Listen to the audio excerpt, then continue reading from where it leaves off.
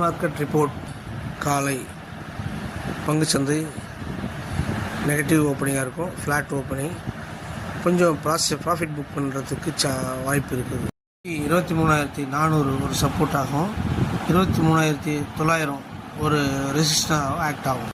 Bank பொறுத்தவரையிலும் negative ஓப்பனிங்காக தான் இருக்கும். இந்த சேனலில் தொடர்ந்து பார்த்துட்டு வாங்க. யூஎஸ் மார்க்கெட்டு ஃப்ளாட்டாக இருக்கிறதுனால நம்ம மார்க்கெட்டுக்கும் ஃப்ளாட்டாக தான் இருக்கும்.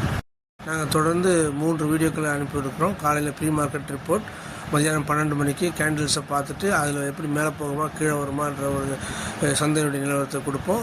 மதியானம் 3 மணிக்கு 3 மணி லெவலில் நாளைக்கு பங்குச்சந்தை எப்படி ஓப்பன் ஆக போகுது, பங்குகளை வைத்து கொள்ளலாமா வேண்டாமா, நாளைக்கு பை செல் எப்படி இருக்கும், பை டுடே செல் டுமாரோ என்கிற